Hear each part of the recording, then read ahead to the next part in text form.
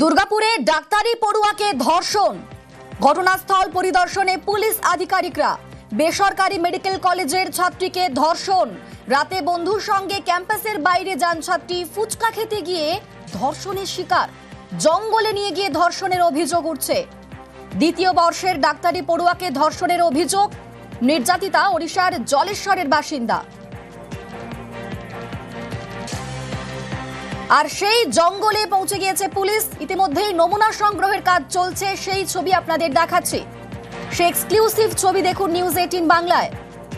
জঙ্গল থেকে নমুনা সংগ্রহ পুলিশের। আমাদের সঙ্গে সরাসরি রয়েছেন প্রতিনিধি অর্পণ। অর্পণ, ইতিমধ্যেই সেই জঙ্গলে পৌঁছে গিয়েছে পুলিশ, নমুনা সংগ্রহ চলছে, কি কি আপডেট পাচ্ছি আমরা? দেখো, ইতিমধ্যেই যে জায়গায় যে জঙ্গলে তাকে নিয়ে গিয়ে ধর্ষণ করা হয়েছিল, অর্থাৎ সেই জঙ্গলের নাম হচ্ছে পারদোয়ের জঙ্গল বলা হয়। একেবারেই ঘন জঙ্গল, কারণ আইকিউ সিটি হাসপাতাল থেকে মাত্র 1 কিলোমিটারের মধ্যেই এই জঙ্গল।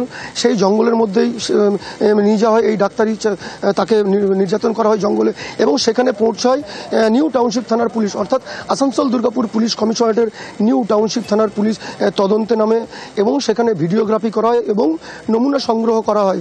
এবং পুলিশ প্রশাসনের তরফ থেকে এই যে জায়গাটি একেবারে পারদই জঙ্গল নামে পরিচিত, ঘন জঙ্গল, কারণ এই জঙ্গলের মধ্যে দিয়ে কিন্তু একেবারেই অন্ধকার, যাতায়াত মানুষের খুবই কম।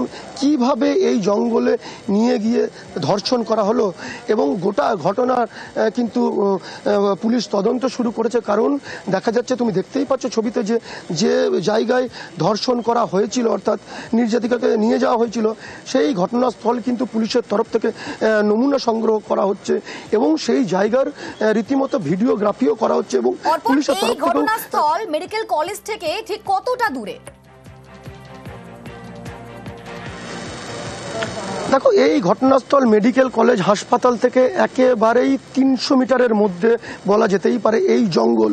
এবং যে রাস্তার ওপরে একদম মেন রাস্তা, যেখানে সচরাচর মানুষের এবং রুগীদের যাতায়াত, এই রাস্তা, তার রাস্তার ঠিক পাশেই কিন্তু এই ঘন জঙ্গল, এই পারদোয়ের এই ঘন জঙ্গলেই কিন্তু সেখানে কিন্তু তাকে নিয়ে যাওয়া হয় এবং সেখানেই নির্যাতন চালানো হয়।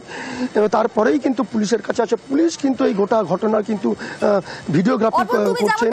সেই ছাত্রীকে তুলে নিয়ে যাওয়া হলো, তাকে তুলে নিয়ে যাওয়া হলো জঙ্গলের মধ্যে, কারোর নজরে পড়লো না বিষয়টা? একেবারেই যারা অভিযোগ করছে যে সেখানে তুলে নিয়ে গিয়ে তাকে ধর্ষণ করা হয়েছে, এমনই অভিযোগ কিন্তু করছেন। এবং সেখানে কিন্তু সচরাচর কিন্তু সাধারণ মানুষের কিন্তু যাতায়াত নেই বললেই চলে, কারণ একেবারেই অন্ধকার ঘুটঘুটে এলাকা, যেখানে শুধু জঙ্গলই জঙ্গল, এবং সেই রাস্তা কিন্তু একেবারেই নির্ঝুম এলাকা, এবং হাসপাতাল থেকে প্রায় 300 মিটারের মধ্যেই এই ঘটনাস্থল। বেশ, অবশ্যই আমাদের সেই খবরে নজর থাকছে। আপাতত ধন্যবাদ তোমাকে অর্পণ।